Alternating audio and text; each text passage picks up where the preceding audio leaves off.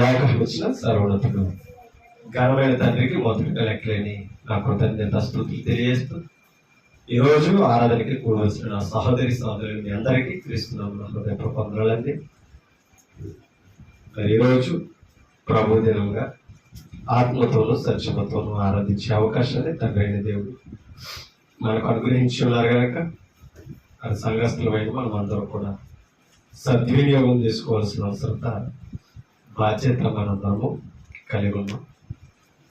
ప్రతి మాటను మనం జాగ్రత్తగా పరిశీలన చేయవలసిన వారమై ఉన్నాం. ఎన్నో మాటలు దేవుని కృప నుంచి మనం నేర్చుకుంటూ ప్రతి వాక్యాన్ని మనం పరిశోధన చేయగలిగిన స్థితిని తండ్రి దేవుడు మనకు అనుగ్రహించి ఉన్నారు. ప్రతి మాటను మనం జాగ్రత్తగా వినవలసిన వారమై ఎత్తుకోనంటే మరి ప్రభువునందు తండ్రి అయిన దేవుణ్ణి ఆరాధించగలిగిన చక్కటి యోగ్యత ఇవాళ క్రీస్తులో ఉన్నవారు కలిగి ఉన్నారు. ఇవాళ దేవుణ్ణి ఆరాధించే విధానం తెలియని వారు, దేవుని యొక్క మహిమని ఎరగని వారు భూమి మీద అంతా బ్రతుకుతున్నారు.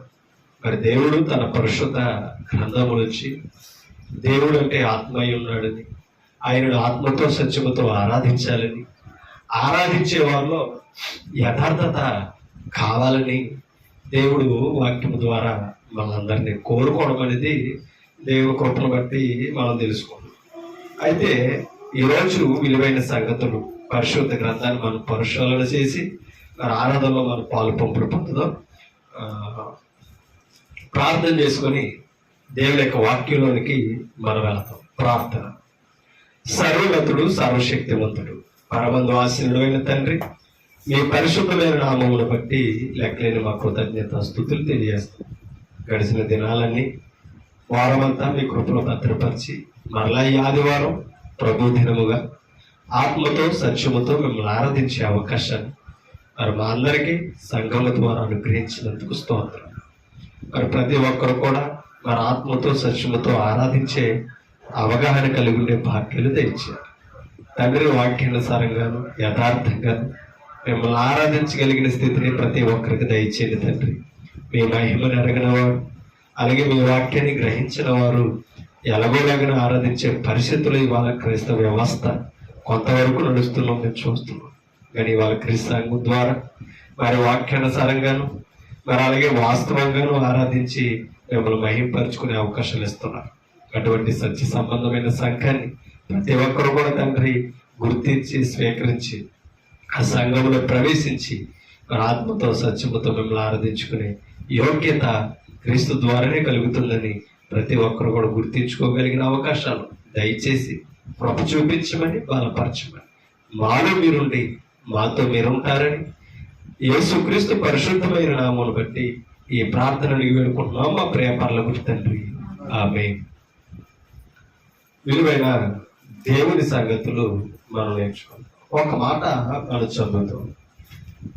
దేవుని సన్నిధికి వచ్చిన మనం అందరం కూడా దేవుని సన్నిధిలో మనం దేవుడిని మహిమపరిచేవారుగా ఉంటాం. దేవుడి ఉద్దేశాన్ని ఎరిగిన వారుగా మనం ఉంటాం. కానీ ఇవాళ దేవుని ఉద్దేశాన్ని ఎరిగామనుకొని దేవుని మహిమపరిచేవారు అతి తక్కువ కొరదు అయిపోయారు. కానీ దేవుని సన్నిధికి రావడం అంటే చాలా మంది నిర్లక్ష్యంగా అవగాహన లేకుండా చూసే పరిస్థితులు మనం చూస్తున్నాం. ఒక మాట మనం కీర్తన గ్రంథంలో చదువుతాం. చూడండి, కీర్తన గ్రంథం 89వ అధ్యాయాన్ని మనం ఒకసారి చదువుతాం. 89వ కీర్తన తీసారు. 89వ కీర్తన 13వ వచనాన్ని మనం ఒకసారి చదువుతాం.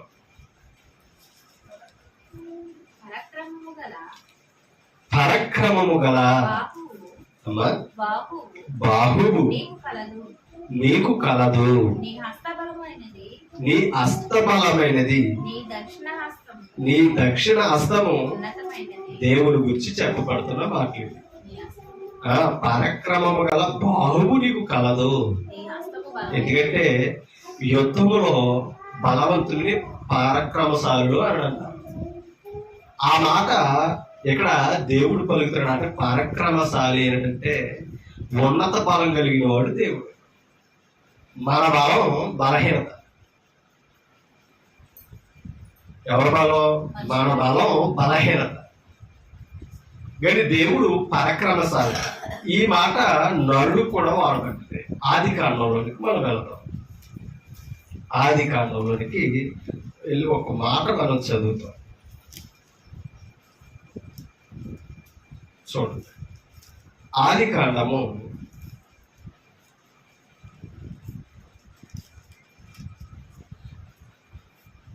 10వ అధ్యాయము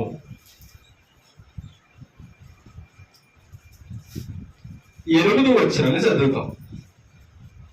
8వ వచనం, అమ్మా కుషు నిమ్రోదును కనెను. ఎవరు అతడంటే? నిమ్రోదు. అతడు భూమి మీద పరాక్రమశాలి అయి యుద్ధుటకు ఆరంభించాడు. ఎవరు?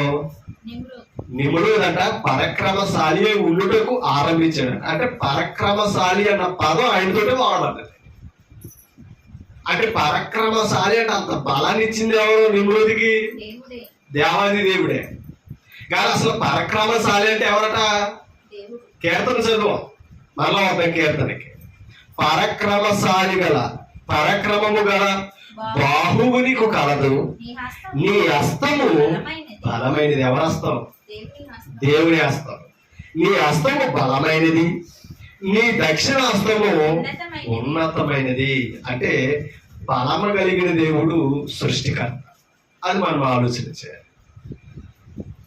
మన బలం ఆయనకి బలహీనత లాగా ఉంటుంది. ఎందుకంటే దేవుని బలం ముందు నరుని బలము ఎన్నిక లేనిది.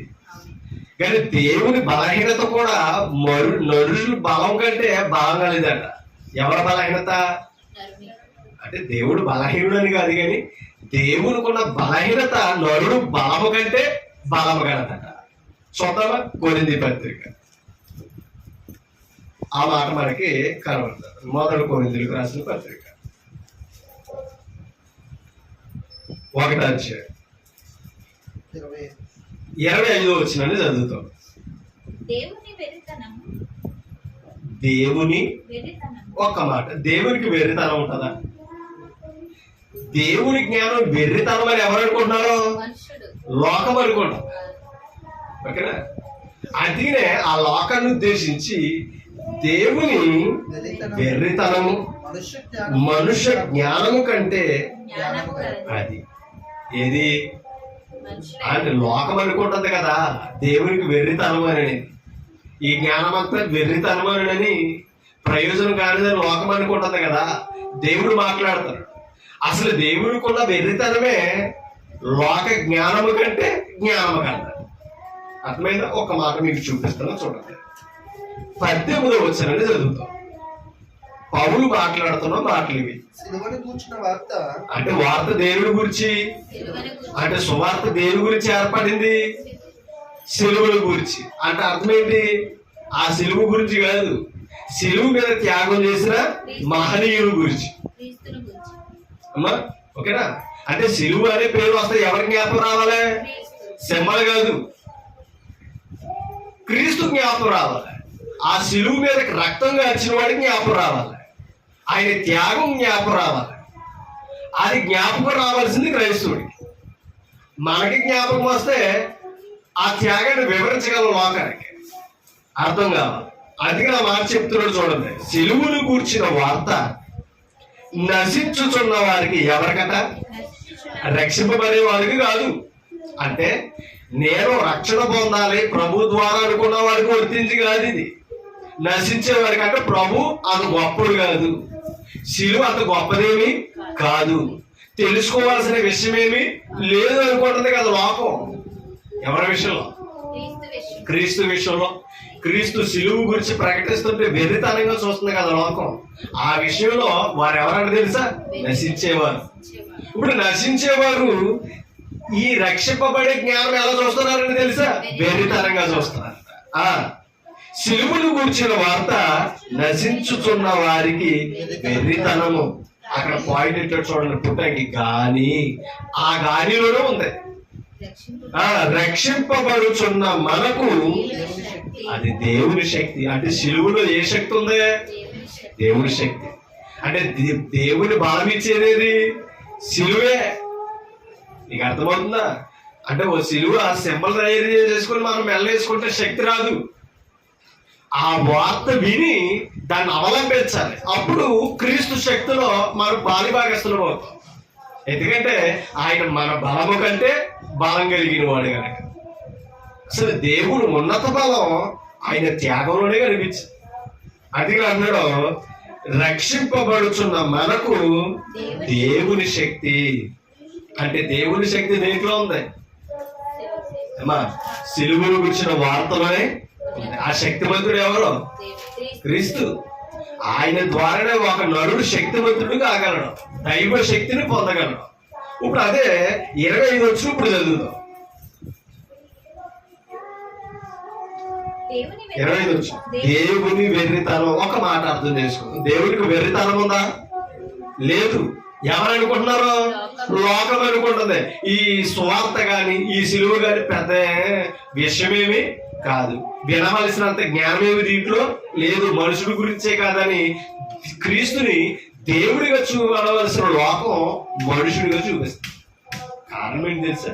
లోకం చూపిస్తాం కాదండి, లోకం అలా ఎందుకు చూస్తుందంటే క్రైస్తుడు అలా చూపిస్తున్నాడు. అవునా? ఈయన ఎవరని ఇక్కడే మనుషుడని, ఈయన మనుషుడిని ఒక బొమ్మ వేసి ఇంకా ప్రతిమను చూపిస్తుంది క్రైస్తవ విశ్వాసం. ఆత్మస్వరూపుడిగా చూపించవలసిన క్రీస్తుని భౌతికంగా చూపిస్తుంది. ఇంకా ఆయన పశుబాలుడిగా చూపిస్తుంది. అవునే కదా? అంటే ఇప్పుడు ఆయన మహిమ ఎందుకు తగ్గుతుంది తెలుసా? చూపించే వాళ్ళు అనుకోండి, తగ్గేది కాదనుకోండి. ఆయన మహిమను తగ్గించి ఇవాళ క్రైస్తవుడు చూపిస్తున్నాడు. అది గొప్ప అనుకుంటున్నాడు అని క్రైస్తవుడు.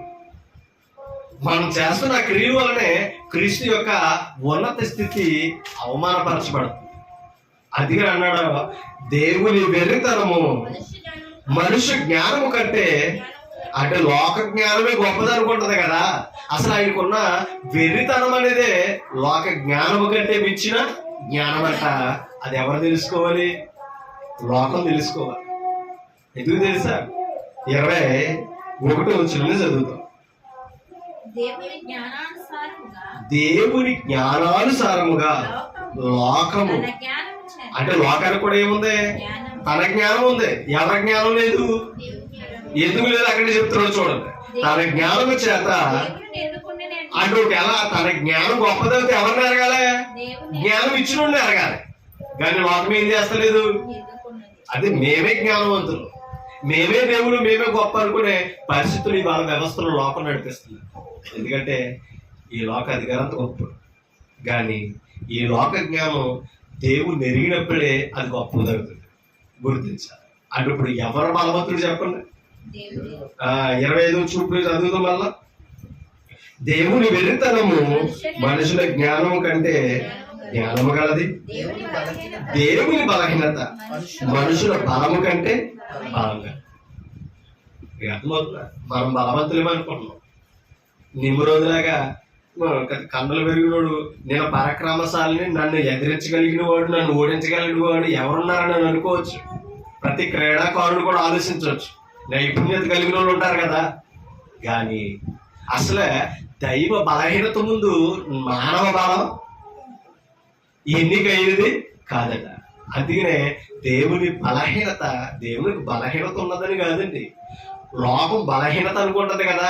అసలు ఆ బలహీనతే బలము కంటే బలము కలదు. అది అర్థం చేసుకోండి. అందుకనే కీర్తనలోకి వెళ్దాం. మాట అక్కడ చెప్పుడు 89వ కీర్తన, 89వ కీర్తన ఆ మాట చదువుతాం. 13 వచ్చిన పరక్రమము గల బాహువు నీకు కలదు, నీ హస్తము, నీ హస్తము బలమైనది. ఎవరి హస్తం?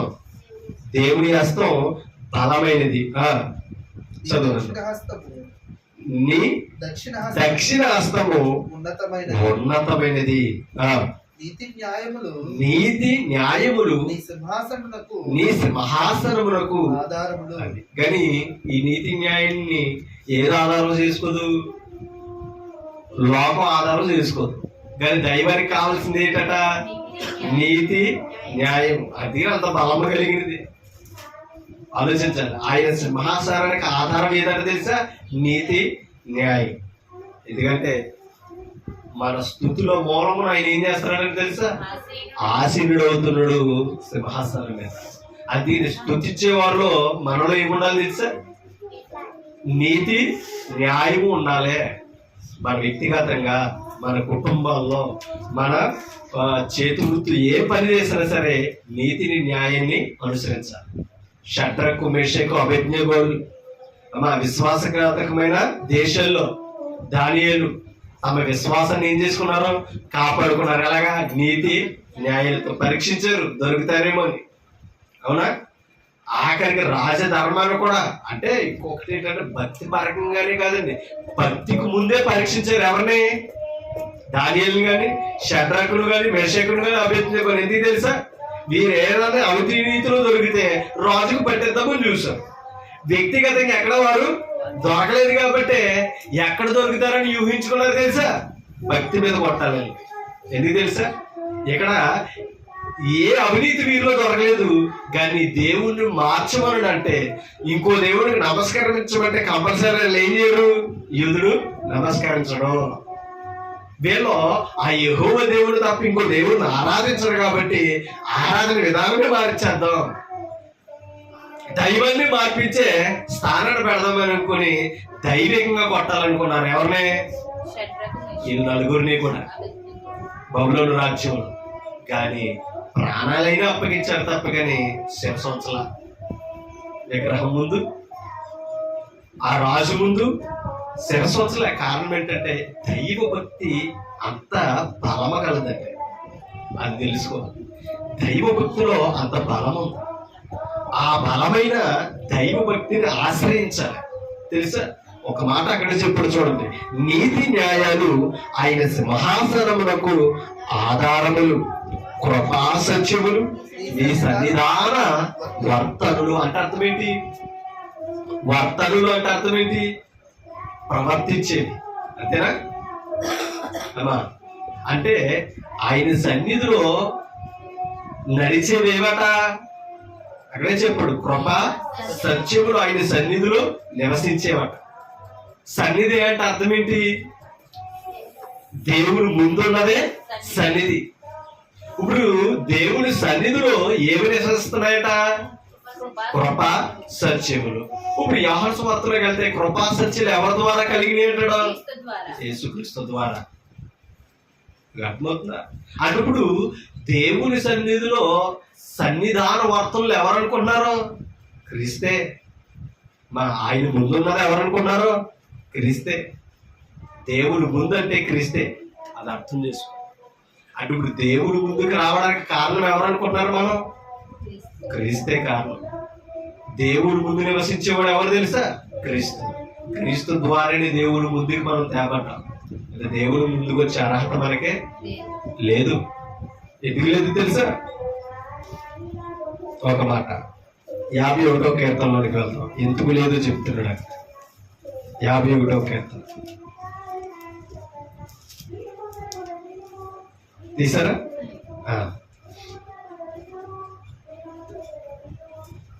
10వ వచనంలో ఒకసారి చదువుతాం.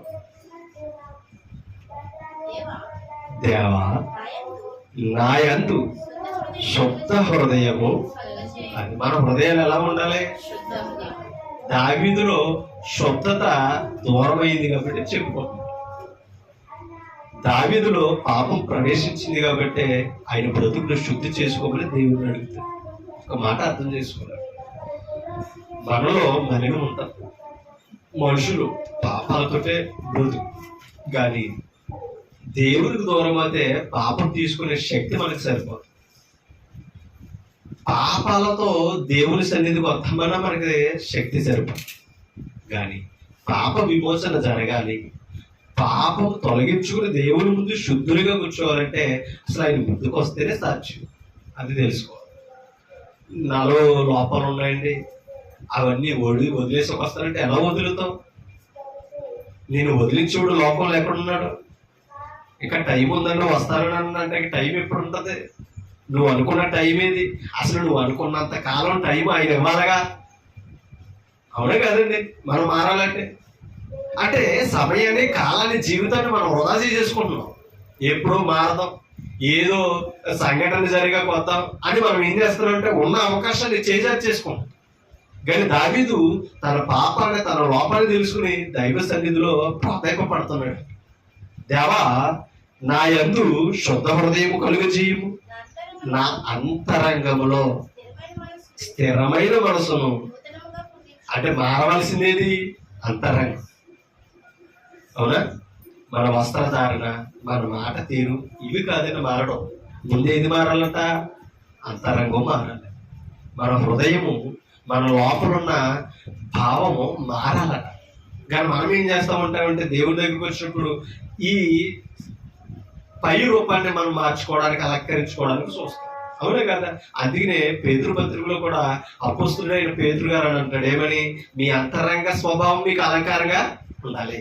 అంటే దేవుడి ముందు అలంకరించుకునేది ఏది తెలుసా? ఇది అంతరంగం. అంతరంగములు ఏముండాలి? శుద్ధత ఉండాలి, నీతి న్యాయం ఉండాలి, కృపా సత్యమును పొందిన వారిగా ఉండాలి, యథార్థవంతులుగా ఉండాలి, కపటము లేని వారిగా ఉండాలి. ఎక్కడ? అంతరంగంలో. అంతరంగంలో అవన్నీ అలంకరించుకుని రావాలంట. అంటే మనం వచ్చినప్పుడు చక్కగా మంచి మంచి బట్టలు వేసుకుని, మంచి మంచి ఆభరణాలు ధరించుకొని, మంచి మంచి చెట్లు కొట్టుకుని ఇంకా ఎంత చక్కగా వస్తున్నాం. అవునా కదా? అంటే నేను అందరికీ నచ్చాలి, బాగా ఉండాలి, నన్ను పక్కన కూర్చుని వారు అసహించుకోకూడదు. అవునా కదా? సేదరించుకోకూడదు, నన్ను ప్రేమించాలి, నాతో సహవాసం చేయాలనుకునేలాగా మనం ఏం చేస్తూ ఉంటాం? చక్కగా అలంకరించుకుని వస్తాం. అది వద్దని అంతలా శారీరకంగా మనం ఎంత డిగ్రీగా వస్తున్నామో అలాగే ఆత్మీయంగా కూడా దేవుని సన్నిధికి మనం రావాలి. అందుకే ప్రసంగి గారు అంటారు, నువ్వు దేవుని సన్నిధికి వెళ్ళినప్పుడు, నువ్వు దేవుని మందిరికి వెళ్ళినప్పుడు నీ ప్రవర్తన అంటే అర్థం ఏంటి? నువ్వు ఎలా వస్తున్నావో, ఏ స్వభావాలతో వస్తున్నావో ఒకసారి ఆలోచించుకుంటారా. మనం వచ్చింది దేవుని ముందుకి, మన హృదయం ఎలా ఉంది, మన లోపల భావాలు ఎలా ఉన్నాయి, అవన్నీ మార్చుకునే రీతిలో దేవుని దగ్గరికి రావాలి. అది అన్నాడు, నా అంతరంగంలో స్థిరమైన మనసును. అంటే మనసు మారిందంటే స్థిరం అవ్వాలి. ఇక్కడ ఒక ఆదివారం బాగుంది, సోమవారం నుంచి ఇంకో రకంగా ఉండాలనే భావాలతో హృదయం ఉండకూడదు. అర్థమవుతుందన్న మాటలు అమ్మా. ఇప్పుడు ఇవాళ చాలా పరిశుద్ధంగా ఉండాలని ఆశపడతాం మనం. మరి సోమవారం ఎందుకు ఉండవాలగా, మంగళవారం ఎందుకు ఉండవాలగా, వారం అంతే ఆ తలంపు ఎందుకు పుట్టదు మనకి? కారణం శరీరం లోకాన్ని ఆకర్షిస్తుంది కనుక. అందుకనే దైవం ముందుకు వచ్చి మన ఆత్మను బలపరచుకోవాల్సిన అవసరత మీ మీద, నా మీద కంపల్సరీ. అది ఆలోచించు. అందుకని దైవ సన్నిధికి మనం వచ్చేటప్పుడు మనం ఏం చేయాలి తెలుసండి?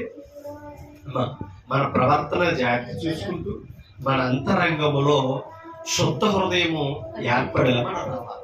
మనం ఆల్రెడీ బాప్తిస్మంలో ఆ ప్రక్రియ పొందాం. ఓకేనా? మనం ఏదైతే పాపం చేసామో, ఏదైతే అపరిశుద్ధత కలిగిందో అదంతా బాప్తిస్మంలో కడుక్కున్నాం. అందుకనే మారు మనసు పొందాం. ఓకేనా? ఇప్పుడు మారు మనసుకి తగిన ఫలం ఫలించమని ఆనాడు యోహాను గారు యూదులతో మాట్లాడాడు. ఇప్పుడు ప్రభువులు మారు మనసు దొరికింది, మన మారు మనసులో ఏమవ్వాలి తెలుసా? ఫలించాలి. అదే అంటున్నాడు, ఆ మనసు మారిన తర్వాత స్థిరం అవ్వాలి. ఎవరి మీద? లోకం మీద ఎలా స్థిరపడిందో, లోకాన్ని అనుసరించి లోక ధర్మంలో ఎలా బ్రతికాము, ఇప్పుడు మారిన తర్వాత మారు మనసుకి తగిన ప్రతిఫలంగా దేవుని మీద స్థిరపడాలి. మన హృదయం దేవుడు పని చేయడానికి స్థిరపడాలి, దైవ కార్యాలను ఇష్టపడడానికి స్థిరపడాలి. ఇక నుంచి దేవుడి గురించి ఆలోచించే హృదయం మనలో ఏర్పడాలి. అది స్థిరమైన మనసు. నా అంతరంగములో స్థిరమైన మనసును నూతనముగా పుట్టించుము. నీ సన్నిధిలో నుండి ఎప్పుడు త్రోసేస్తాడో? పాపముతో బ్రతుకుతున్నాం. ఆయన దగ్గరకు వచ్చి మనం ఆ పాపం కూడా వదులుకోలేనప్పుడు మనం ఏం చేస్తాం తెలుసా? ఎవరినైనా త్రోసేస్తాం. మా ఆదాముని ఎందుకు త్రోసేశాడు? కయ్యేను ఎందుకు తోసేశాడు? పాపం చేశారు గనక దేవుని వాక్యాన్ని ఆజ్ఞలు అంటే వాక్యాన్ని నిర్లక్ష్యం చేశారు కనుక ఇప్పుడు మన సంఘంలో ఉండి పరిశుద్ధులుగా మార్చబడి మనం కూడా పాపాన్ని ప్రేమిస్తూ లోకాన్ని ఆకర్షిస్తూ జీవిస్తున్నాం అనుకో, మనం కూడా ఏమవుతున్నాం ఇప్పుడు? ఇంకా చెప్పాలంటే ఇంకా అవకాశం ఇస్తున్నాడు. ప్రతి ఆదివారం ఆయన సన్నిధికి వచ్చి ప్రతి మంగళవారం ప్రతి గురువారం సంఘంలో జరిగే ప్రతి కార్యక్రమం వల్ల కూడా ఏం చేస్తున్నాడు తెలుసా? మనం మార్చుకుని మన అంతరంగాన్ని శుద్ధి చేసుకుని స్థిరంగా ఉండే అవకాశాన్ని మనకి ఇస్తున్నాడు. కానీ మనం ఏం చేస్తున్నాం? కోల్పోతున్నాం. ఆలోచించ మనం దానిని ఏం చేసుకుంటాం తెలుసా? కోల్పోయి పోగొట్టుకుంటాం. కాబట్టి ఆయన సన్నిధికి మనం త్రోసివేసే వరకు ఇంకో విషయం చెప్పాలంటే ఇక మనకి ఎంత భాగ్యం ఇచ్చాడంటే ఆయన సన్నిధిలో కూర్చొని ఆయన ఆరాధించుకునే అవకాశాన్ని ఇచ్చి మనం ఏం చేయాలి? ఏప్రిల్కి రాసిన పత్రికలోకి వెళ్తాం. ఏప్రిల్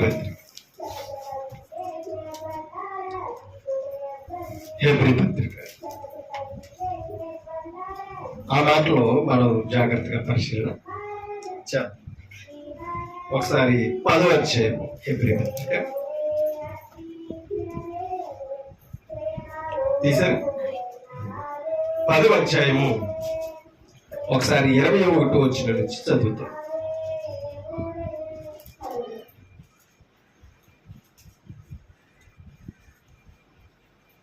హెబ్రీ పత్రిక 10వ అధ్యాయము 21వ వచనం నుంచి నేను చదువుతున్నాను, చూడండి.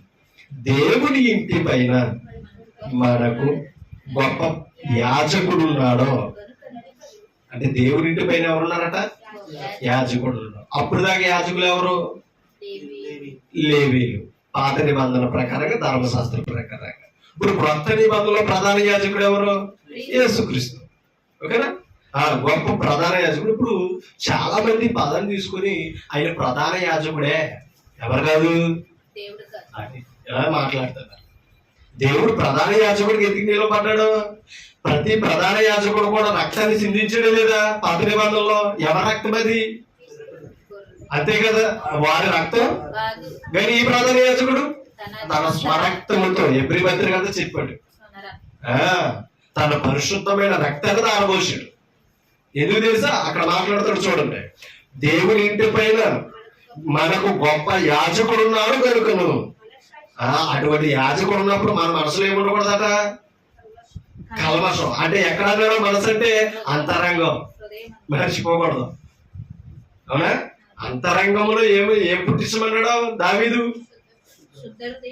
శుద్ధ హృదయము నూతనముగా పుట్టించుము, స్థిరమైన మనసును కలుగు చేయము అని మాట్లాడారా లేదా? కల్మషము తోచుకున్నట్లు ఎలా ఉండాలట? ప్రోక్షింపబడాలి. ఒకటే, బలర్పించే ముందు ప్రతి పశువుని ఏం చేసేవారు? గంగాళంలో ప్రోక్షించేవారు నీటిలో. అర్థమైందా? మోసే గుడాల మంది ఉన్నవి, ఇవన్నీ ఆవరణలో గంగాళం ఉంటది. అక్కడ ఏం చేయాలి? ప్రతి అపవిత్రమైన దాన్ని నీళ్ళతో ముందు శుద్ధి చేయాలి. మరలా యాజకుడు కూడా శుద్ధి చేయబడాలి నీళ్ళతో. అప్పుడు ఏం చేయాలి? బలిపీఠం మీద పెట్టి బలర్పించి ఆ రక్తమును ప్రోక్షించాలి. మళ్ళా అది ప్రోక్షించడానికి కూడా యుషోపును వాడినట్టుగా గ్రంథంలో కనబడుతుంది. అంటే యుషోపు అనేది కూడా అది శుద్ధతకు సూచనగా ఉంటాయి. యుషోపు కొంచె అంటే ఆ చెట్టును తీసుకొచ్చి రక్తములో ముంచి చబరితే శుద్ధులవుతారనే ఒక భావం పాత నిబంధనలో మనం చదువుతాం. ఆ వృక్షము క్రీస్తుకు సూచనగా ఉంది కదా, జీవ వృక్షం కదా. అంటే ఈ భావాలని పాత నిబంధనలో ఆత్మస్వరూపంగా క్రీస్తును చూపించాలని అనుకున్నాడు, కానీ అక్కడే ఆగిపోయారు. ఇవాళ మనం కూడా అలాగే ఉన్నాం. ఆత్మీయంగా చూడవలసినవన్నీ కూడా ఎలా చూస్తున్నాం? మనం భౌతికంగా చూస్తాం. అది అర్థం చేసుకోవాలి. అందుకే ఇక్కడ అంటున్నాడు ఏమని? మన సాక్షికి కల్మషము తోచుకున్నట్లు ప్రోక్షింపబడాలి. అంటే కడగబడిన హృదయాలతో ఉండాలంట. ఎక్కడ కడగబడాలి? బాప్తిస్మంలో. అంతేనా? ఇప్పుడు ఆయన నామమును వెళ్ళినప్పుడు అక్కడ నీరు కూడా ఏమవుతుంది? పవిత్రమవుతుందా లేదా? రక్తంగా మారుతుందా లేదా? ప్రోక్షింపబడిన హృదయములు గలవారులు ఎలా ఉండాలట? నిర్మలమైన ఉదకముతో. చూడండి, నిర్మలమైన ఉదకముతో. ఇప్పుడు నిర్మలమైన ఉదకం ఏది? వాక్యం దేనితో పోల్చబడ్డదే? నీరుతో. ఉదకం అంటే నీరే కదా. ఇప్పుడు వాక్యం ఎలాంటిదంట? నిర్మలమైనది. ఓకేనా? వాక్యం ఎలాంటిది తెలుసా? నిర్మలమైనది అంటే అర్థం ఏంటి? నిర్మలమైనది అంటే పవిత్రతకు మించినది. ఇంకా దాని ముందు ఏది సరిపోదో అంత వర్ణాతీతం. అటువంటి వాక్యములో కడగబడాలంట ఒక పాపి. అలాగే కడగబడిన ప్రతి ఒక్కరు కూడా ప్రతిరోజు వాక్యం ద్వారా ఇవ్వాలి తెలుసా? ప్రోక్షింపబడుతూ ఉంటే ఏ రోజు మనం కల్మషంతో ఉండం, అపరిశుద్ధులుగా ఉండం. ఓకేనా? ఎప్పటికీ అపరిశుద్ధులుగా మనం ఉండం, అది తెలుసుకోవాలి. అంటే మనల్ని శుద్ధపరిచేసి ఏది? వాక్యం. ఓకేనా? నిర్మలమైన ఉదకంతో. అంటే ఇప్పుడు ఇవాళ ఆరాధనకు వచ్చి ఏం చేస్తున్నాం? వాక్యంతో ఏమవుతున్నాం? కడగబడుతున్నాం. మరలం కట్టడం ఎఫెసీ పత్రికలో ఉదక స్నానము. ఓకేనా? వాక్యంతో ఉదక స్నానం చేస్తున్నాడు. దాని అర్థం ఏంటి? వాక్యమును ముంచి లేపుతున్నాడు అంట. మన ఇంటికి తలంటుకుని వస్తున్నాం కదా. అలా శరీరం అంతా శుద్ధంగా ఉండడానికి మనం ఇంటికి తలంటుకుని వస్తున్నామా లేదా? అలాగే వాక్యములో ఆ నడినెత్తు మొదలు కూడా అడికోని వరకు స్నానం చేయాలి. ఓకేనా? అప్పుడు మన అవయవంలో ఏ భాగం అపవిత్రంగా ఉండే అవకాశం లేదు. అర్థం చేసుకో. అంటే వాక్యముతో ఎప్పుడైతే సంధించుకున్నామో ఈ శరీరం మనల్ని ఎప్పటికీ ప్రేరేపించదండి. లేదంటే శరీరానికి ప్రేరేపితులమయ్యామా ఆత్మశిక్ష గురైపోయి దానికి బాధ్యులు మనమే. అందుకనే మనం దేహంతో జరిగించిన ప్రతి వాటికి తీర్పు ఉందే. క్రీస్తు న్యాయపీఠం ఎదుట ప్రత్యక్షం అవ్వాలి. కాబట్టి తీర్పులో మనం దోషులుగా నిలబడకుండా ఉండాలంటే, సిగ్గుపడనక్కర్లేని పనివారిగా మనం నిలబడాలంటే దేవుని పనిలో, దేవుని సన్నిధిలో మనం సజీవులుగా ఉండగానే యోగ్యులుగా పనిచేయాలి. మనకు అప్పగించిన పనిని సంపూర్ణంగా నెరవేర్చుకోవాలి. పౌలు ఎలా నెరవేర్చడం? ఒక సువార్తను ఎలా పని చేస్తున్నాడు? విశ్వాస తన పని తాను గుర్తించి విశ్వాస పని కూడా చేయాలి. ఉందా లేదా? సేవకుడికైనా పని, సంఘంలో విశ్వాసకి లేదా? సంఘం అంటే సేవకుడు ఒక్కడైనా? స్వార్థికుడు విశ్వాసుడు కలిస్తేనే సంఘం. సంఘంలో ఆ సంఘముల శరీరంలో సువార్థికుడు విశ్వాసులు కూడా ఏమై ఉన్నారు? అమ్మా, పాలిభాగస్తులు అయి ఉన్నారు. శరీరంలో ఏమై ఉన్నారు? అవయవాలై ఉన్నారు. ప్రతి అవయవం దాని పని చేయాలి. ఆలోచించాలి. కాబట్టి మన పనిని మనమే గుర్తించుకోవాలి. మన పని మనం యోగ్యంగా చేయాలి. అప్పుడు ఆయన ముందు తలదించుకునే పరిస్థితికి మనం వెళ్ళాం. అర్థం చేసుకోవాలి. కథ చదువుతాం. నిర్మలమైన ఉదకముతో స్నానము చేసిన శరీరములు గలవారమునయ్యుండి విశ్వాస విషయంలో ఇప్పుడు కడగబడి సంఘంలోకి వచ్చిన తర్వాత ఎలా ఉండాలట? సంపూర్ణ నిశ్చయత. అంటే అర్థం ఏంటి? మన నిర్ణయాలు సంపూర్ణంగా ఉండాలి. దేవుని సన్నిధిలో ఉంటామని, క్రీస్తు కొరకు బ్రతికుతామని, ఇంకా పరిశుద్ధులుగా ఉంటామని నిశ్చయించుకున్నాము లేదా? దాంట్లో ఏమవ్వాలి మనం? ఆ నిశ్చయితలు ఏమవ్వాలి? అక్కడే చెప్పాడు, సంపూర్ణం అవ్వాలి. ఏదైతే నిశ్చయించుకున్నామో దాన్ని ఏం చేసుకోవాలి? మనం సంపూర్ణం చేసుకోవాలి. అంటే అర్థం ఏంటి? బాప్తిసం పొంది సంఘంలో ప్రవేశించినప్పుడు ఏ నిర్ణయాలతో ఉన్నామో మన మరణ ముగింపు వరకు అదే నిర్ణయాలతో ఉండాలి. దాంట్లో సంపూర్ణం అవ్వాలి, ఇంకా బలపడాలంట. కింద చదువుతాం. సంపూర్ణ నిశ్చయిత కలిగి యథార్థమైన అంటే ఇప్పుడు యథార్థమైన హృదయం ఎప్పుడు ఏర్పడుతుంది? అంతరంగం నూతనంగా మార్చబడదు. అంతేనా? అంతరంగం స్థిరంగా ఉన్నప్పుడు మన హృదయం ఎల్లప్పుడూ కూడా ఎలా ఉంటుంది తెలుసా? యథార్థంగానే ఉంటుంది. యథార్థత అవసరమా? ఒకసారి కూడా చెప్పని యథార్థత అవసరమా? ఎందుకు అవసరం? యోహాను సువార్త 4:23 దానికి యథార్థంగా ఆరాధించేవారు కావాలని ప్రభు ఎవరితో చెప్పాడు? సమరస్త్రీతో చెప్పాడు. ఇప్పుడు యథార్థమైన హృదయము మనకి ఏర్పడడం కొరకే వాక్యంలో ఉదకిస్తున్నాము. ఇప్పుడు యథార్థవంతులు ఎప్పుడయ్యామో ఆరాధించడానికి మనం యోగ్యులు. అవునే కదా? యథార్థత లేకుండా ఆయన ఆరాధించుకునే యోగ్యత మనకి లేదు. అందుకని అన్నాడు ఏమని? నా హృదయంలో నా అంతరంగంలో స్థిరమైన మనసును పుట్టించుము. అవునా కదా? నూతనముగా నా అంతరంగంలో నూతనమైన స్వభావం పుట్టించని దావీదు కోరుకున్నాడు. కాబట్టి ఇవాళ సంఘంలో మనం ఏ ఆలోచనలతో ఉన్నాం, సంఘానికి వచ్చి ఏ మార్పు మనలో ఉన్నది, ఎలా మార్చబడతాం, అది మనం పరీక్షించుకోవాలి. ఒకసారి ఆలోచించండి. ఇంత వాక్యం తింటున్నాం, సత్యం తెలుసుకున్నాం, సత్య సంబంధమైన సంఘంలో ఉన్నాం. ఒక వారం ఆలోచించుకుని మనం ఈ రోజు నేను ఎలా ఉన్నాను, ఈ రోజు ఎలా ఉన్నాను, వారం అంతా మనం పరీక్షించుకుంటే మనల్ని మనం ఎప్పటికీ కాపాడుకునే అవకాశం. ఏం చేస్తున్నాం లేదా ఒకసారి ఆలోచించు. ఒక విషయం, ప్రతిరోజు మనం ఏం చేయాలి తెలుసా? జీవగ్రంథాన్ని చదవాలి, ధ్యానించాలి, గైకొనాలి, గైకొన్న దాన్ని అనుసరిస్తూ నడవాలి. అప్పుడు మన విశ్వాసంలోనూ సడలపము, పాపంలోని పడుకోం. ఎంత బాధ్యత మనకు ఉంది. కానీ మనం ఒక ఆదివారం వాక్యం చాలు అని సరిపెట్టేసుకుని ఉన్నవారు మనం నిర్లక్ష్యం. కాబట్టి అందుకనే ఇవాళ వాక్యంలో అంత పరిశుద్ధులుగా మనం కడగబడడం కొరకే మంగళవారం, గురువారం కూడా బైబిల్ క్లాసులు ఏర్పాటు చేయడం జరిగింది. వాక్యం ఎంత అంటే అంత పవిత్రత మనకి, అవునే కదండి? ఇప్పుడు ఆహారం ఎంత అంటే అంత బలం శరీరానికి, వాక్యం ఎంత అంటే అంత బలం ఆత్మకి. ఎందుకంటే యేసు ప్రభు చెప్తాడు యోహాను సువార్తలో, క్షయమయుగు ఆహారం కొరకు మీరు కష్టపడకూడదు, అక్షయమైన ఆహారం కొరకే మీరు కష్టపడండి అని చెప్పాడు. ప్రయాసపడండి అని అన్నాడు.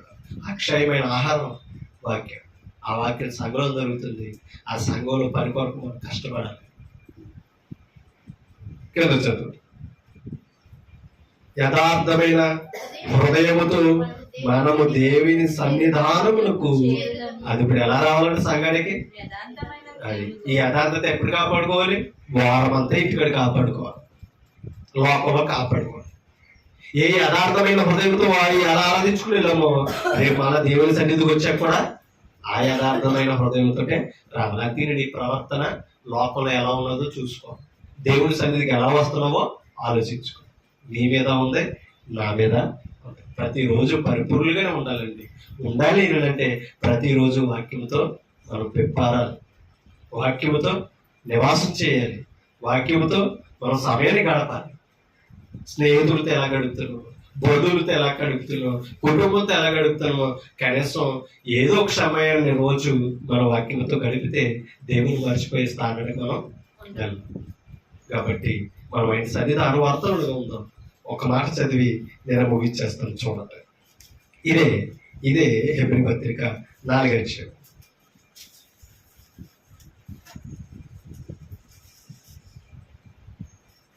14వ వచనం. ఆకాశ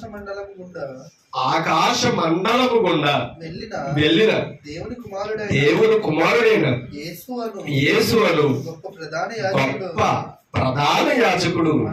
అంటే అర్థం ఏంటో, మన అంతకు ముందు వాళ్ళు గొప్పలు కదా, గొప్పలే. ఈయన కంటే గొప్పలు కాదు అని అర్థం చేసుకోవాలి. ఎందుకంటే ఈయనకి లాగా ఎవరో తమ రక్తాలు అర్పించడానికి సాహసం చేయలేదు. అంత పరిశుద్ధులు ఎవరు కూడా చెప్పాలి, అంత పరిశుద్ధులు ఎవరు కూడా ఆ యాజకుల్లో లేరు. ఏ ప్రధాన యాజకుడు పరిశుద్ధుడిగా లేడు. కాబట్టి కానీ ఈ ప్రధాన యాజకుడు ఎవరినైనా పరచగలిగిన పరిశుద్ధత కలిగిన వాడు. కింద చదువుతాం.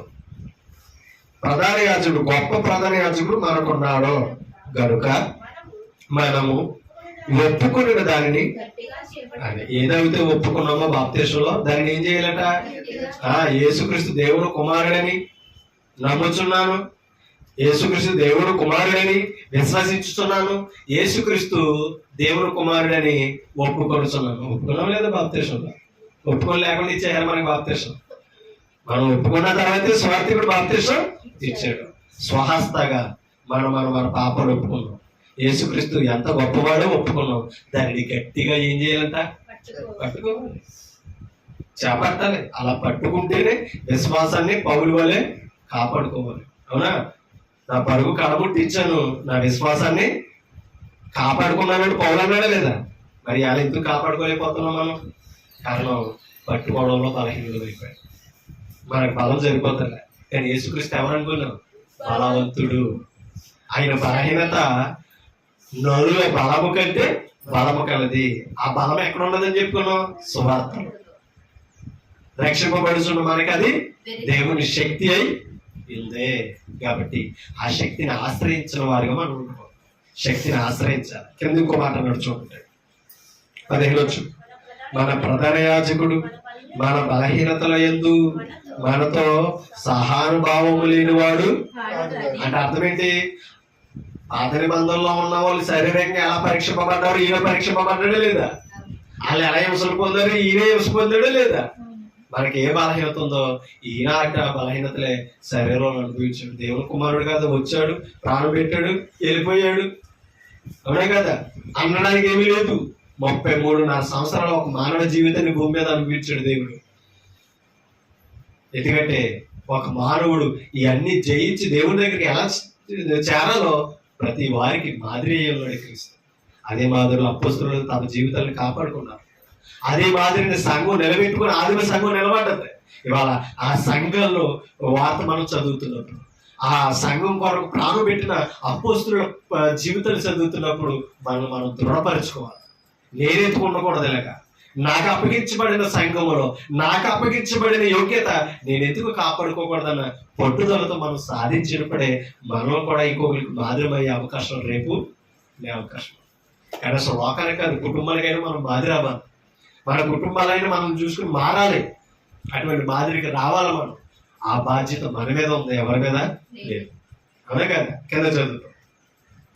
మన బలహీనతల యందు సహానుభావము లేనివాడు కాడు గాని సమస్త విషయములు మన వలనే శోధింపబడినను ఆయన పాపము లేనివాడుగా ఎన్ని శోధనలు వచ్చినా పాపం చేయలేదు. గాను మన శోధనకు లొంగిపోయి పాపంలో పడతాం. పాపం అంటే దేవుని సన్నిధికి దూరం అవుతాం. కింద చదువుతాం. గనుక మనము ఎలాగా ఆ పరిశుద్ధుల ద్వారా మనం ఏమయ్యాం? కనికరింపబడ్డాం. కనికరింపబడి సమయోచితమైన సహాయము కొరకు కృప పొందినట్లు ధైర్యముతో కృపాసనము వద్దకు చేరుదము. మీకు అర్థమవుతుందా? ఎలాగంట? సహాయము కొరకు, కనికరింపబడి సమయోచితమైన సహాయము కొరకు కృప పొందినట్లు ధైర్యముతో. ఎవరికి ధైర్యం ఉంది? ఎవరు ధైర్యవంతులు అంటే క్రైస్తవుడు ఒక్కడే ధైర్యవంతుడు. ఆయనకున్న ధైర్యం ఏంటి? నాకు తీర్పు ఉంది, ఆ తీర్పులో నేను దేవుని ఎదుట పరిశుద్ధుడిగా నిలబడాలి. ఆయనకో ధైర్యం ఉంది, నాకు నిరీక్షణ ఉంది, నన్ను రక్షించిన వాడు మరలా వస్తాడు, రెండో రకంలో నన్ను తీసుకెళ్తాడన్న ధైర్యం ఎవరికి ఉంది? క్రైస్తవుడికి ఉంది. లోకానికే లేదు. మరణం తర్వాత ఏమవుతుందో జీవితం తెలియదు, కానీ క్రైస్తవుడికి తెలుసు. మరణం తర్వాత ఎటర్నల్ లైఫ్, ఆత్మ సంబంధమైన జీవితం ఖచ్చితంగా ఉందని ఎవరికి తెలుసు? క్రైస్తవుడికి తెలుసు. క్రైస్తవ వేదవుడికి తెలియదు. చర్చకు చూద్దామని అంటాడు, కానీ చర్చకి ఏం జరుగుతుందో, చర్చకి ఎవరు ఎక్కడ ఉన్నారో, చనిపోయిన వారందరూ ఎక్కడికి వెళ్ళారో, దేవుని ఎరగిన వారందరూ ఎక్కడున్నారో క్రైస్తవుడికి ముందే భవిష్యత్తు వాక్యం ద్వారా తెలుస్తుంది. భవిష్యత్తు ముందుగానే నేర్చుకునే అవకాశం ఉంది. భవిష్యత్ కాలంలో మనం ఎలా రక్షించుకోవాలో, రేపొద్దున ఈ ప్రమాదానికి వెళ్ళకుండా మన కుటుంబాన్ని ఎలా కాపాడుకోవాలో, మన సమాజాన్ని ఎలా కాపాడుకోవాలో అంత బాధ్యత క్రైస్తవుడికి ముందేనే తెలుస్తుంది. కానీ ఇది లోకానికే తెలియదు. ఇంత యోగ్యతను మనం పోగొట్టుకున్నామంటే రేపొద్దున తీర్పులో తప్పించే అవకాశము మన నుంచి ఎవరికొందో చెప్పండి. తప్పించేమనే నిర్లక్ష్యం చేస్తున్నాం. అది ఆయన కృపాసానమునొద్దకు చేరుదము. సంఘములో ఆయన ముందుకు మనం చేరాలంటే కృప వెంబడి కృప పొందేవారుగా మనం ఉండాలి. పరిశుద్ధులుగా మనల్ని మనం కాపాడుకోవాలి. కల్మషం లేనివారుగా రావాలి. కల్మషం లేకుండా ఉండాలంటే వాక్యము తోదక స్నానము చేత మనల్ని మనం ఏం చేసుకోవాలి? అనుదినము పవిత్రపరుచుకుంటూనే ఉండాలని నన్ను నేను హెచ్చరించుకుంటూ మిమ్మల్ని హెచ్చరిస్తూ ఓపిక మీ అందరికీ హృదయపూర్వక వందనాలు తెలియజేసి మాటలతో ముగిస్తాను. Thank you. Mira.